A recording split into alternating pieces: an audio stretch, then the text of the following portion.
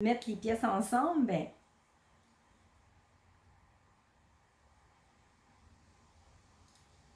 j'ai un message qui vient d'apparaître. Je sais pas. Enfin, on va poursuivre. Donc, c'est ça. Pull en rond, là, c'est de la magie. Il n'y a aucune couture. C'est extraordinaire.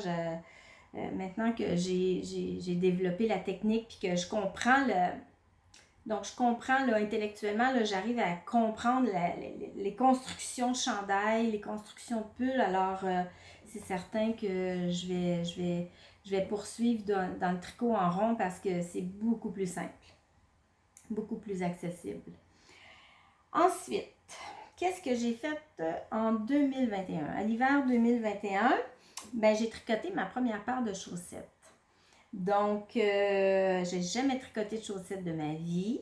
J'avais jamais tricoté en circulaire, là, en Magic Loop. Puis ça, au début, je vous avoue que j'ai été très rébarbative à faire du Magic Loop. J'essayais, ça fonctionnait pas, ça faisait des échelles, c'était vraiment là. C'était pour moi un cauchemar, le Magic Loop. Je me disais que j'y arriverais jamais. Alors, ma première paire de chaussettes, je l'ai faite avec des aiguilles double pointe. Oui, comme dans l'ancien temps. Là. Comme je me rappelle, ma mère et ma grand-mère, là, je les voyais tricoter des chaussettes, là, puis c'était avec les aiguilles double pointe, là, quatre aiguilles, puis bon. Alors, j'ai fait ma première paire de chaussettes en double pointe. Alors, je vous les présente. Ce sont les Little Vine qui sont tirés d'un patron gratuit que j'ai obtenu dans une mercerie de ma région qui s'appelle les laines Biscotte. Et puis, je l'ai tricoté avec un fil, un fingering. Le coloris, c'est Feu de joie ou Feu de camp, mais je pense que c'est Feu de joie. Donc, c'est une 100%, 80% mérino, 20% nylon. Et puis, c'est un modèle qui est vraiment tout simple. Mais bon, quand c'est la première fois qu'on tricote des chaussettes, ben il y a beaucoup d'erreurs dans cette chaussette-là que je vous ai enfilé sur un bloqueur à chaussettes que j'ai fabriqué moi-même. Donc, c'est un apron que j'ai découpé. Je me suis fait un genre de patron, un genre de gabarit en papier avec la longueur de mon pied, tout ça. Puis j'ai pris un apron, puis je l'ai découpé en forme de pied pour faire un bloqueur. Ça, c'est un truc que j'ai trouvé sur un site internet, mais il y a aussi dans le podcast de Tricolibri qui parle souvent de ces types de bloqueurs-là. Donc, plutôt que d'acheter des bloqueurs qui sont quand même assez dispendieux, ben c'est très, très facile à faire, c'est très simple et c'est très... j'aime beaucoup l'idée de réutiliser des objets que j'ai déjà à la maison. Plutôt que de toujours acheter. Oui, j'aime ça acheter, là, il faudrait que je me... J'ai besoin de mettre des freins parfois parce que je voudrais tout acheter, mais il y a aussi un côté de moi qui aime réutiliser, donner une deuxième vie à un objet. Comme ça, ce napperon-là, je m'en servais plus parce qu'il commençait à... Il y a des petites lignes de doré, là, puis il commençait à être à pâlir, puis les petites lignes commencent à s'effacer, puis plutôt que de le jeter, ben j'ai dit tiens, je vais l'essayer, de toute façon, j'ai rien à perdre, au pire, si ça fonctionne pas, ben là, je le jetterai tout simplement, mais ça fonctionne, et puis je trouve que ça donne une belle deuxième vie à un objet. Ceci dit, pour ce qui est des bloqueurs à chaussettes, je bloque plus mes chaussettes. Je les lave et je les étends à plat, mais je ne les mets plus sur des bloqueurs comme ça. Parce que je trouve que ça, je sais pas, des fois j'ai l'impression que ça déforme un peu la chaussette. Ou je sais pas. J'aime moins ça. Mais ça reste que c'est très pratique pour les présenter à la caméra. Et ben c'est ça.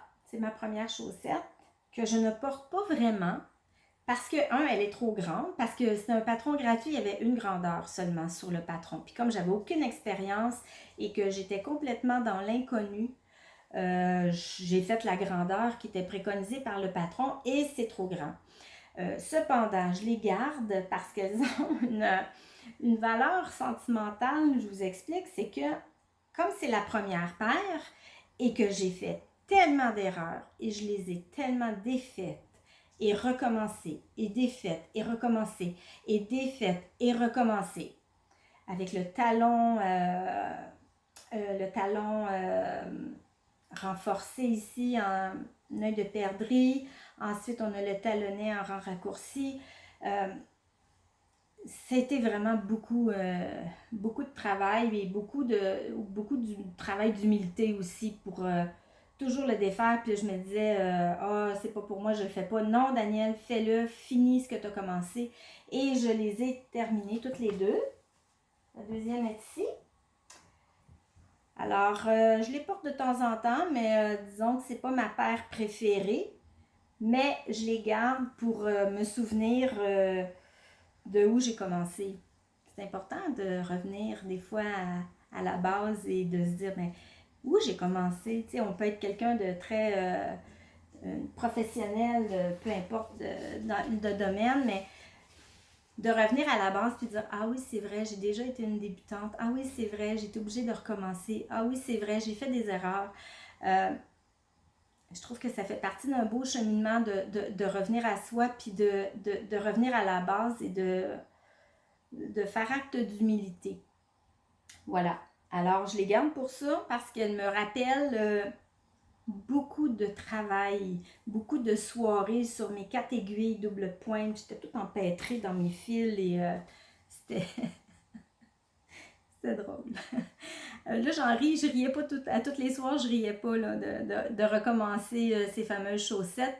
Et puis, mais je les ai fait. Puis, je suis contente de les avoir faites parce que après avoir terminé ma première page, j'ai dit, là, tu vas en faire une deuxième, Daniel.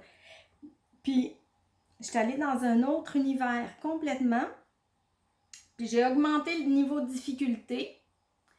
Et puis, je suis allée vers une chaussette, un design de Mademoiselle Pétronille, qui est une fabuleuse designer qui fait tellement des belles choses. Elle est tellement inspirante, cette femme-là. Et puis, je me suis dit, ben, je suis tombée en amour avec ces chaussettes-là. Puis là, je vais essayer de retrouver le nom. C'est les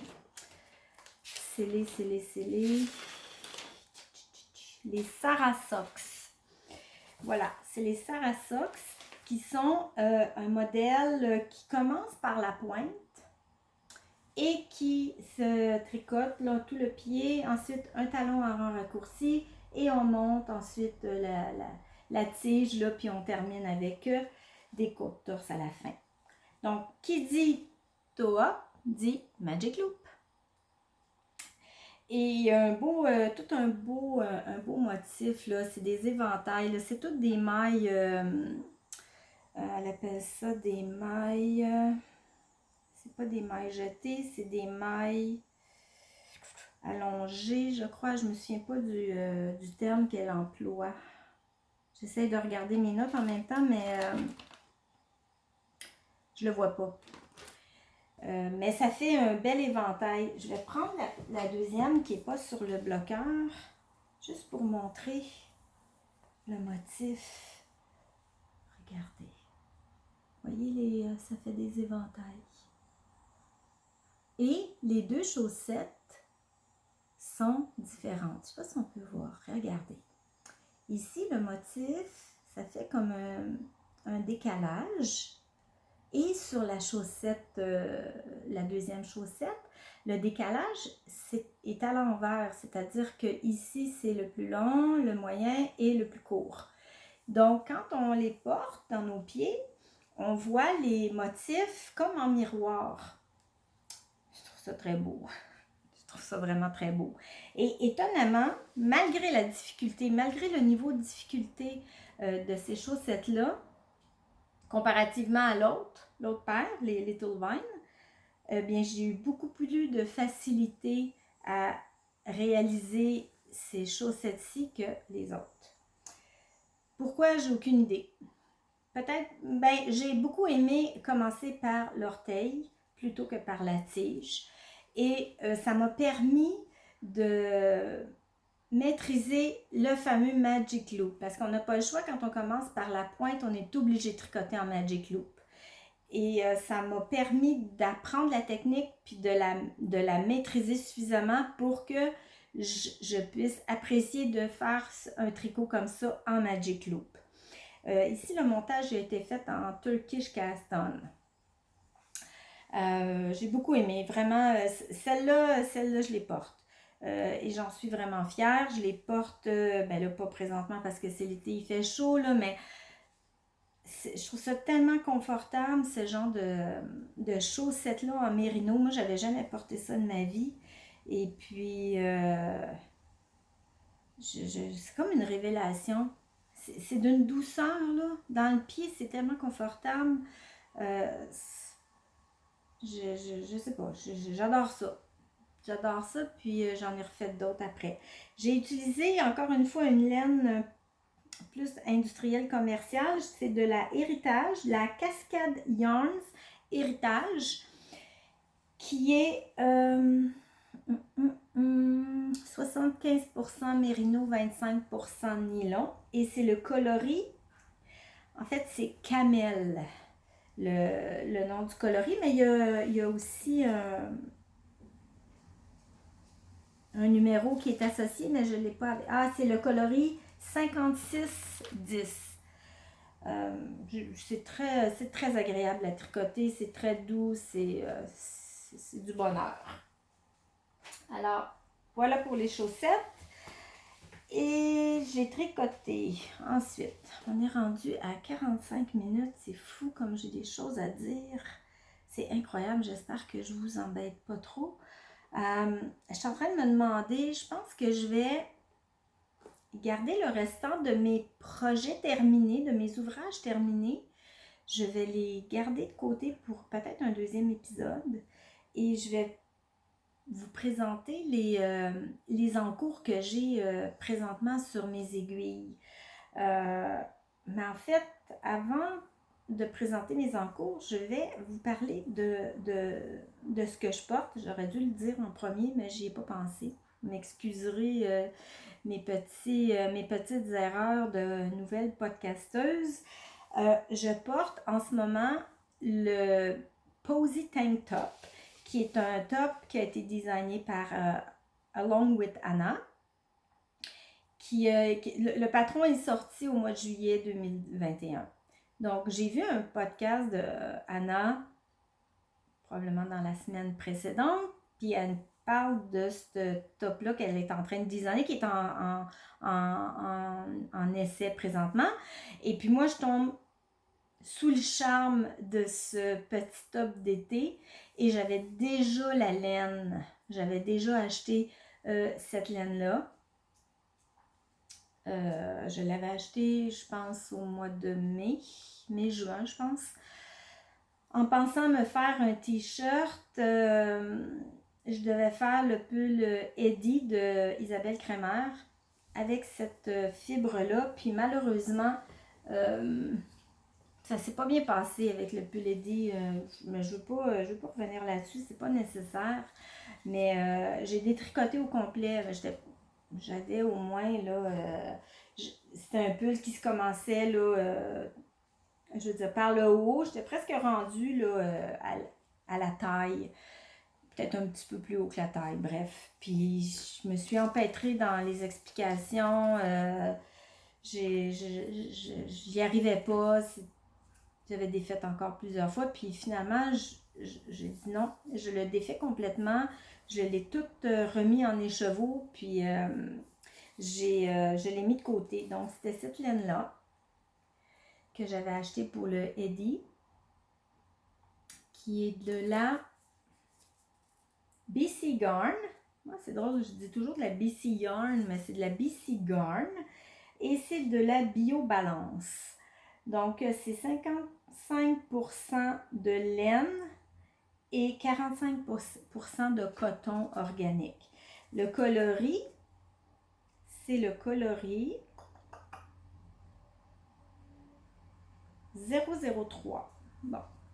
Sur le site internet, cette laine-là, ce coloris-là, il est décrit comme étant un vert lime. Et les photos sont confondantes parce qu'ils ne reflètent pas du tout le coloris réel. Et moi, quand j'ai craqué pour cette laine-là, c'est que j'avais envie d'un pull avec une couleur très éclatante pour l'été. Et quand j'ai reçu ma commande, j'ai vu ce vert-là, qui est un vert très mat, qui à mon avis pas du tout un vert lime. Certes, c'est très organique, c'est très organique, c'est le bon mot. C'est très beau, mais c'est pas comme ça que je voyais mon pull Eddie.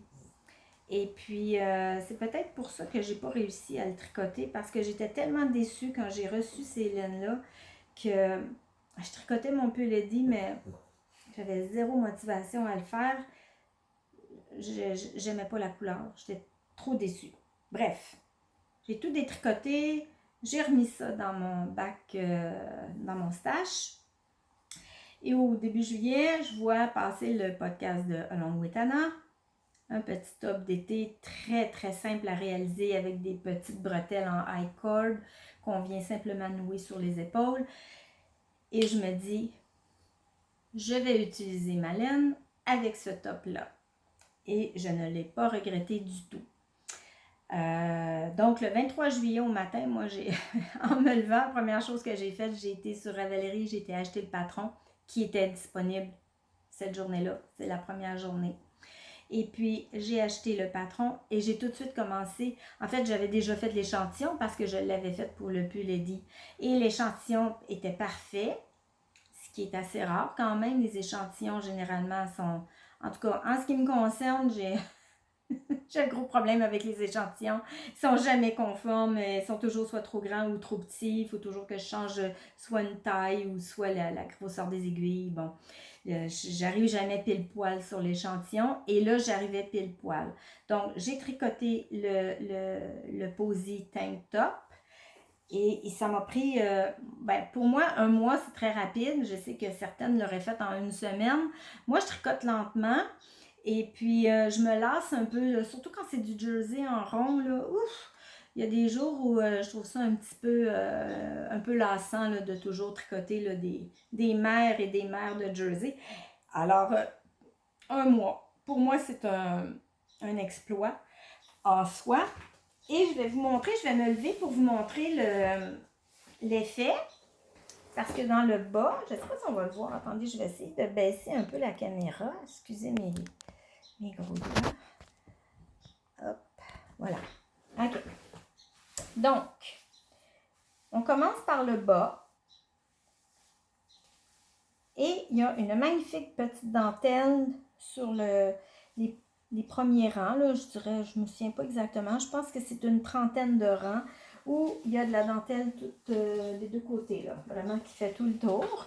Puis quand on a terminé la dentelle, bien c'est là qu'on part le jersey. Puis le rendu ici, au milieu de l'encolure en V, ben là, on sépare le demi-devant droit, le demi-devant gauche, le demi-derrière droit, le demi-derrière gauche. Et on tricote en aller-retour les demi-devant et les demi-dos. Et on termine par des petits high cord là, pour les attaches aux épaules. Il y a une alternative aussi à ce patron-là, c'est qu'on peut faire, Anna propose une petite bretelle là, qu'on tricote sur 10 mailles, qu'on rattache ici là, au-dessus des épaules là, avec un grafting. Moi, j'ai préconisé le high cord. Bon, j'avais été voir les différents modèles sur Ravelry. Je trouvais que la finition high-cord, c'était vraiment beau.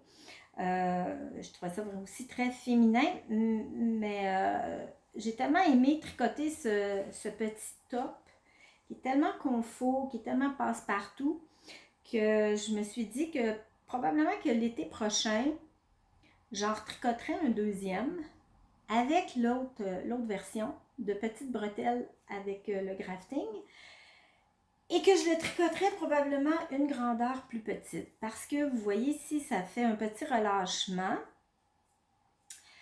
Moi, quand j'ai de la misère à évaluer encore là, les grandeurs de pull, je suis entre deux grandeurs. Au niveau de mon tour de poitrine, là, je suis entre deux grandeurs.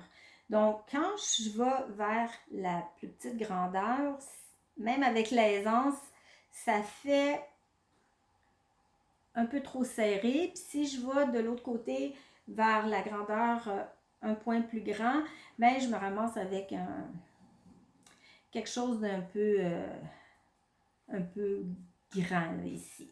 Bon, j'imagine qu'avec le temps, je vais apprendre et puis je vais développer aussi ma technique personnelle à moi. Je ne sais pas, on verra. Mais bon, j'ai adoré tricoter ça. Ça m'a fait passer des très bons moments. Puis surtout de le porter après. Là, je trouve que c'est toute la fierté d'avoir fait quelque chose puis de le porter 2, 3, 4 fois. Moi, je trouve ça très, très agréable. Puis je suis pas la personne à dire hey, regarde, là, c'est moi qui l'ai fait. Ça. Non, non, non. Je le porte. Moi, je le sais. C'est moi qui l'ai fait. Je suis fière de moi. Mais je ne vais pas le dire à tout le monde là, pour que tout le monde me donne des petites tapes dans le dos. C'est vraiment pas mon genre de personnalité. Mais on dirait qu'il y a comme une petite satisfaction personnelle de savoir ah, c'est moi qui l'ai fait ce beau top-là, ou ce beau chandail-là, ou ce beau châle-là. C'est comme une petite fierté personnelle que j'ai. Qu'est-ce que je voulais dire d'autre par rapport à ce petit top? Le seul petit défaut que là, j'arrive pas encore à résoudre, c'est que le bas, il roulotte. Donc, on commence tout de suite, là, je pense qu'il y a un rang de préparation, puis après ça, on part dans la dentelle. Et puis, je l'ai bloqué, puis il a toujours tendance à revenir vers l'intérieur comme ça. Après l'avoir bloqué, bon, il roulait encore plus que ça. Je l'ai passé avec fer à vapeur avec une pâte mouille. Là, j'ai mis beaucoup de vapeur pour essayer d'aller aplatir cet effet-là. C'est un peu mieux, mais ça roulotte encore. Je me suis acheté un kit de peigne à bloquer. Là, je me dis que je vais peut-être le rebloquer une deuxième fois avec des peignes plutôt qu'avec des petites aiguilles de couturière. Bon, je vais voir. Peut-être que ça va fonctionner, peut-être que pas. Si jamais vous avez des trucs, des astuces ou quoi faire quand on est dans un... Tu sais, la dentelle est dans le bas, là. On peut pas faire on peut pas faire des côtes ou on peut pas faire... je sais pas. Peut-être que si on laisse ça roulotter puis c'est ce qui fait le charme, j'ai aucune idée. Bref, si vous avez des trucs, bien, je suis ouverte à tous les trucs, toutes les astuces là, de votre expérience et de votre expertise de tricoteuse et de tricoteur. Donc ça, c'est pour ce que je porte. J'ai 2 encours. Donc, j'ai un petit encours qui est un bonnet que j'ai commencé tout de suite, là, la journée que j'ai terminé, que j'ai mis mon top ici à bloquer. J'avais déjà ma laine et j'ai commencé un bonnet en tweed, en vraie laine, en vraie laine, oui. En vrai, attends, ils appellent ça, je vais vous le trouver, ce sera pas long. Ils appellent ça le tweed du Donegal. Donegal, ouais. C'est de la 100% mérino Aran. C'est de la laine irlandaise. Donc, c'est de la laine typique là, irlandaise dans les pulls, là, tu sais, les fameux pulls irlandais là, avec les motifs, les torsades et tout. Et j'ai craqué pour cette laine-là qui est un coloris qui est gris. Il est tweedé.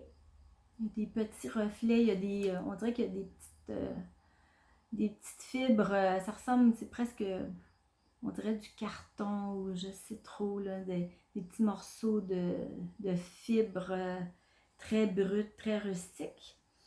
Et puis, je fais le patron, le Jason Cashmere Hat. Bon, dans le patron, ils font en cachemire. Moi, j'avais envie d'y aller pour une laine plus rustique que le cachemire. Ce bonnet est destiné à un de mes garçons. Et puis, je l'imaginais plus avec une laine de ce type-là qu'une laine plus soie cachemire. Je trouve qu'il n'y a pas le genre à porter le cachemire, là, surtout qu'il va probablement mettre ça pour travailler. Alors, moi, j'ai opté pour quelque chose de très, très brut, très organique aussi. Et puis, c'est super agréable à tricoter. C'est un patron gratuit que j'ai trouvé sur Ravelry. Et puis, la particularité, en tout cas, le défi pour moi dans ça, c'est que c'est un patron en anglais. Et je m'étais dit, au début de l'année, je m'étais comme lancé des défis à moi-même d'oser faire des choses pour la première fois. Donc, un premier châle, un premier pull en rond, des chaussettes. Et puis, je m'étais aussi dit, parce que, vous le savez, sur Ravelry, puis dans la grande communauté des tricoteurs et des tricoteuses, beaucoup plus de patrons anglais que français. Puis là, ben, j'entendais les podcasteuses, les youtubeuses qui me disent oui, mais c'est très facile de tricoter en anglais. C'est même plus facile, c'est plus court, les mots sont plus simples, c'est vraiment plus simple. Mais j'avais quand même une petite crainte à l'intérieur de moi, une espèce de petit imposteur qui est toujours en train de me dire non, non, non, faut que je touche pas à ça, tu seras pas capable. Mais je m'étais dit, je vais au moins tricoter au moins une fois un patron en anglais. Puis si c'est un raté, ben ce sera raté. Puis... Mais finalement, c'est loin d'être raté.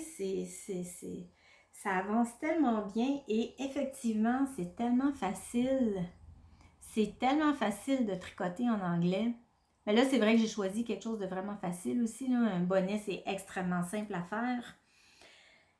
Mais de me familiariser avec le jargon anglais, j'ai opté pour... j'ai quand même été là, dans une zone un peu un peu plus confortable quand même. Je ne me suis pas lancée dans un pull hyper complexe. Donc, le bonnet. Et franchement, les instructions tiennent dans un paragraphe. C'est tellement simple.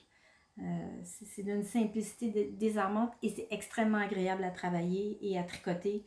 Et ça avance vite. C'est de la laine Aran, donc c'est un gros fil. Elle est tricotée sur une aiguille numéro 5. D'ici la fin de la semaine, je vais probablement l'avoir terminé. Et il sera prêt à être offert en cadeau, mais je pense que je vais attendre qu'il fasse un peu plus froid pour l'offrir. Donc, c'est mon encours, le Jason Cashmere Hat, que vous pouvez retrouver. C'est gratuit, c'est sur... Il me semble que c'est sur Ravelry que je l'ai trouvé. Donc, j'ai ça qui est en cours. Et j'ai un gros projet. Je vais vous le sortir à l'instant. On va commencer par sortir le patron. Le patron, c'est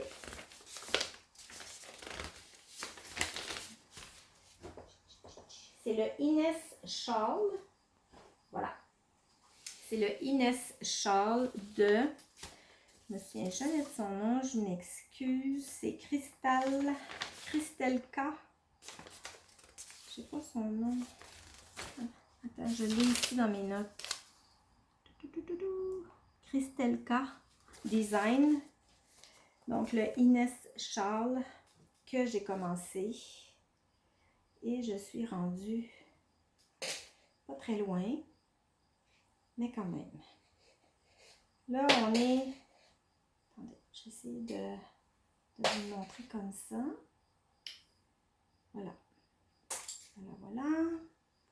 Donc, il y a 3 couleurs dans ce châle. Et les défis. Quels sont les défis de ce châle? Mais d'abord, il y avait les bubbles, qui ne sont pas des notes. Elle appelle ça des bubbles. C'est fait au crochet. Et non pas les notes là, traditionnelles là, qu'on connaît du tricot. Ça, c'était un premier défi pour moi. Puis je vous dis, j'ai failli tout abandonner quand j'ai fait mon premier rang de bubble, qui est le petit rang ici, là. Le premier petit rang de bubble, là, il y a 2, 4, 6, 8, 10, 12, 14, 16, 18, 20, 22, 24, 26, 28, 30, 32, bon, 38, à peu près 38 bubbles à faire sur ce rang-là. Puis après ça, le deuxième rang, bon, il y a beaucoup plus, là, il y en a une centaine presque. J'ai failli tout abandonner quand j'ai commencé les bubbles au crochet. J'y arrivais absolument pas. J'étais tellement découragée. Je savais plus quoi faire.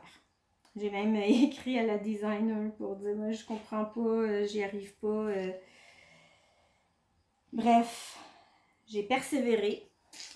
Puis je l'ai faite. J'ai réussi.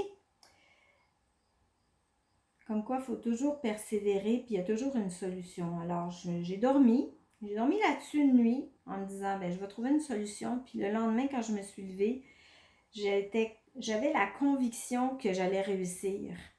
Et je l'ai réussi. Je ne vous dis pas que c'est facile à faire, puis je ne vous dis pas que c'est agréable à faire. C'est extrêmement long. J'ai pas d'habileté avec le crochet. J'ai l'air vraiment là, j'y arrive, c'est très dur. Pour moi, le crochet, c'est pas naturel. Là, vous voyez, j'ai des tapes ici, là. J'ai une tendinite qui me fait énormément souffrir, puis le crochet, ça aide pas la cause. Et les bubbles, là, le deuxième rang, là, qui est plus long encore, là, m'a pris 2 jours à faire. Parce que là, je me dis, OK, je me donne 1 heure, moi, je vais faire une dizaine de bubbles. Bon.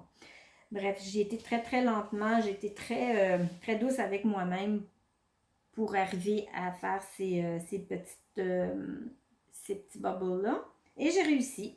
Bon, il y a 2 autres rangs à faire éventuellement, là, au fur et à mesure que le travail va avancer. Bon, une chose à la fois. Là, il me reste une section de point mousse à faire et après, je vais tomber dans de la mosaïque. Ça aussi, c'est un nouvel apprentissage pour moi, la mosaïque. Alors, je voulais avoir un projet tricot qui augmentait un peu mon degré de difficulté pour apprendre toujours un peu davantage. C'est pour ça que j'avais choisi le Inès Champ parce que, je le trouve très beau. Je trouve qu'il est beaucoup de textures et de matières différentes. Et puis, ben, le degré de difficulté est un peu plus élevé. C'est pour moi une nouvelle designer. Je la connaissais pas. J'ai appris, bon, son langage. Tu sais,